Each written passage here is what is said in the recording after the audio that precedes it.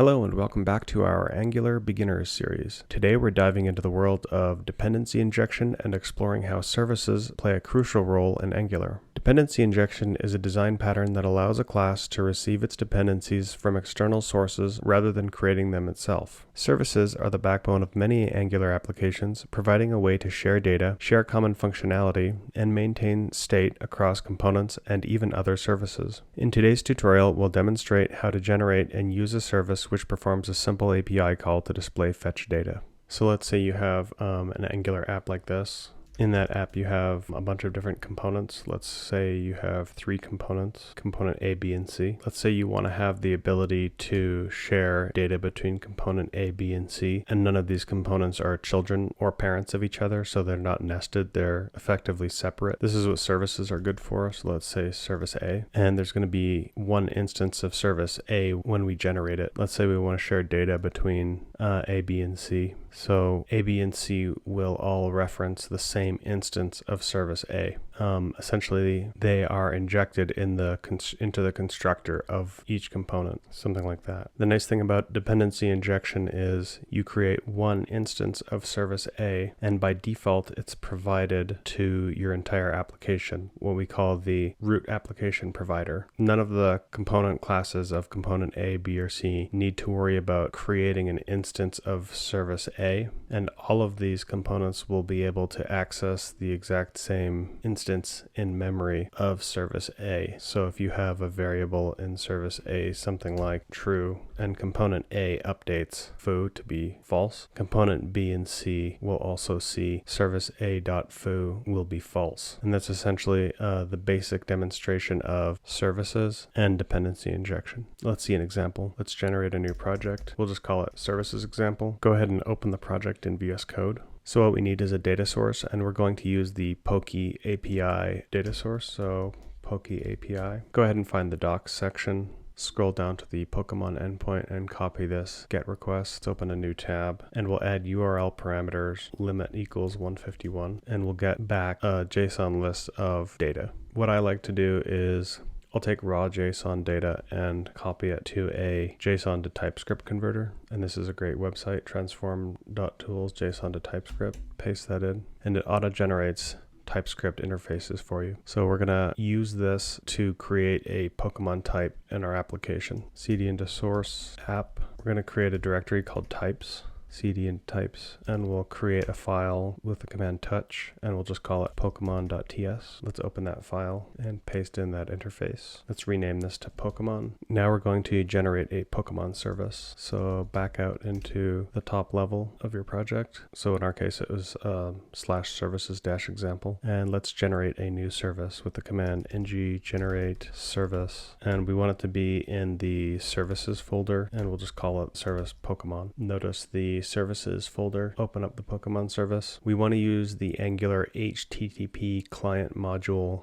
but we're going to have to do a little bit of extra work. So open up app module, and we need to import the HTTP client module from Angular common HTTP. In the providers array, we need to call import providers from, and then pass in the HTTP client module. You should only ever have to set this up once. Save that.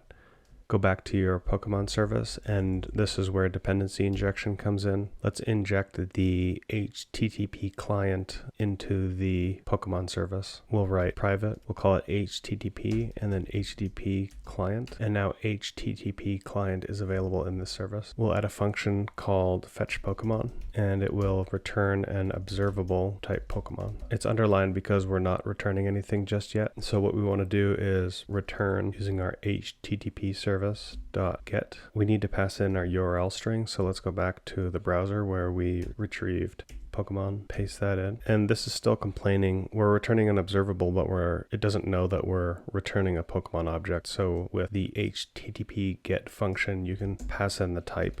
It's still complaining because we haven't actually imported it yet. Press command period and add import types from Pokemon, and this should import the type that we had defined in Pokemon.ts. Save that. Now we want to generate a Pokemon component with a module. So type in ng generate module Pokemon.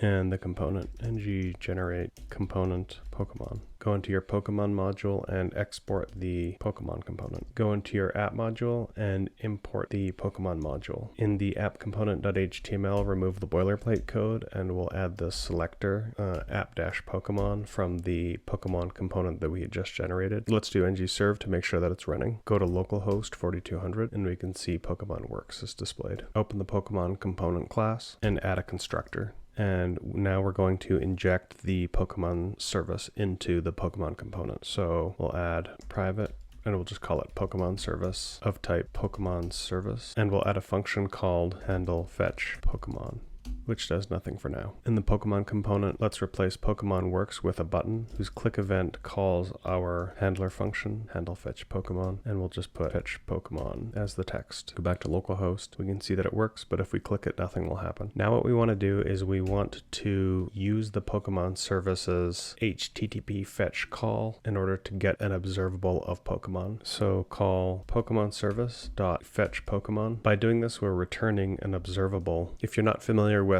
RxJs observables, we can think of observables as returning a stream of data. In this case, it's going to return a stream of Pokemon data. But the thing about observables is calling http.get by itself won't actually trigger the fetch. It won't trigger the network request. It needs to have a subscriber. So if we wanted to, we could subscribe directly inside of the service and then just return the results of the subscription. Or we can subscribe inside of the component, which calls the fetch Pokemon function in the service. So if you type subscribe here, I know this is a beginner series and RxJS is a little bit more of an advanced topic, but I highly encourage you to learn about RxJS and kind of get used to it. Like if we wanted to, we could convert these observables into promises. And if you're already a web developer who's never worked with RxJS before, promises might just be easier to work with, but we'll cover that in a different video. But for now, just follow these basic examples on how to use RxJS. The thing about observables is we can use pipe operators. So if it's a stream of data, think of a pipe as data events coming through the pipe, and you can perform various operations on those events coming down the pipe. One of the most basic RxJ operators is map. We might need to import that. So the map operator takes a function and operates on each event in the pipe. So in this case, once we subscribe to the fetch, the Pokemon data event will get mapped and we can operate on that data with this map function. So using Pokemon, which is an array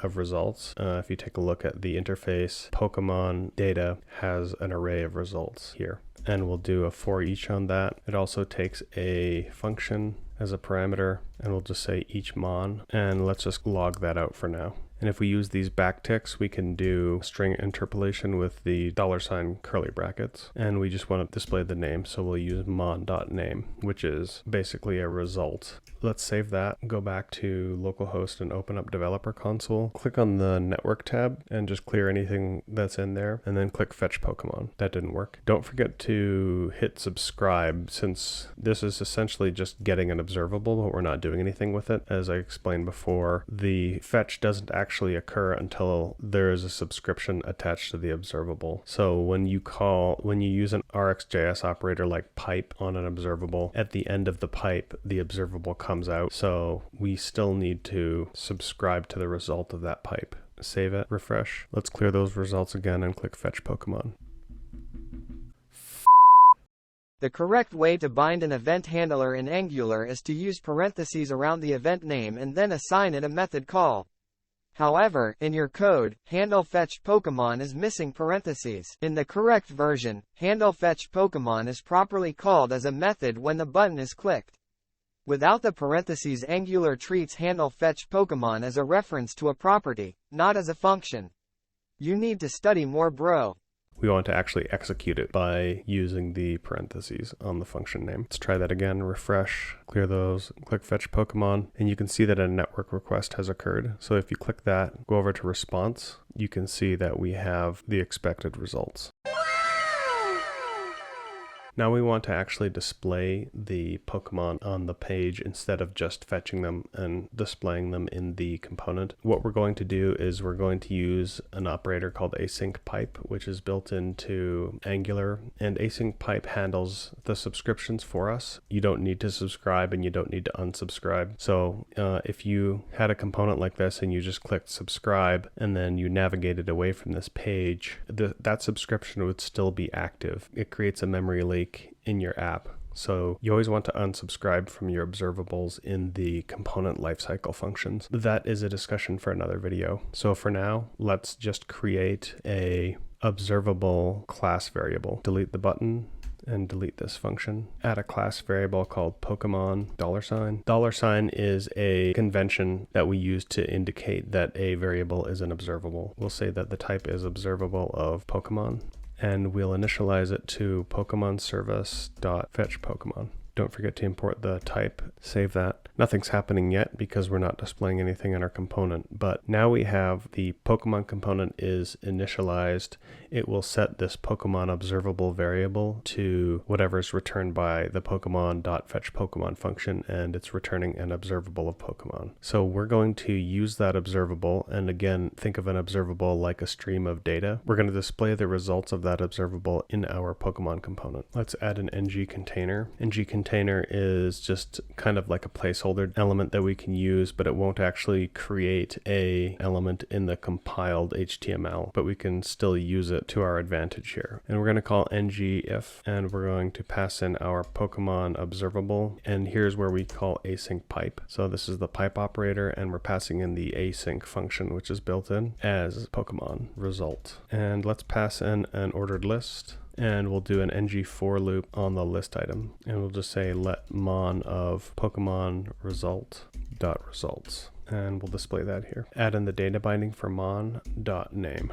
Save that. If we take a look at localhost 4200, we'll see that all 151 of our results are displayed. So if you go ahead and refresh the page, you'll see that the API call occurs because when the component is created, it is resubscribed to by the async pipe. And when the component goes away, the subscription will be automatically destroyed. So we don't have to worry about a memory leak when we use async pipe. One thing I like to do when I'm doing a local development is add an artificial network delay so that I can create a loading indicator. These results won't always be instantaneous, and you want to show the user looking at your page that loading is occurring. So what we can do is go back to the Pokemon service, and we can use the RxJs pipe operator, and we'll pass in the RxJs delay function, and we'll just add a delay of 1500 milliseconds. Save that, and if you go back and refresh, you'll see after 1.5 seconds the results appear, but that's not very helpful. So what we're going to do is use ng template to create a loading indicator. Use hashtag loading as the ID, and we'll just type in loading Pokemon. So when you use ngIf, add else, and then pass in the ID of the ng template. Go back to the page, refresh a few times to test it out, and it works as we expect. Okay, that's it for our video. Thanks for joining me in this basic introduction to Angular Services and Dependency Injection. If you found this tutorial helpful, please like, share, and subscribe for more content. Feel free to drop your questions, corrections, or suggestions for future topics in the comments section below. Catch you next time.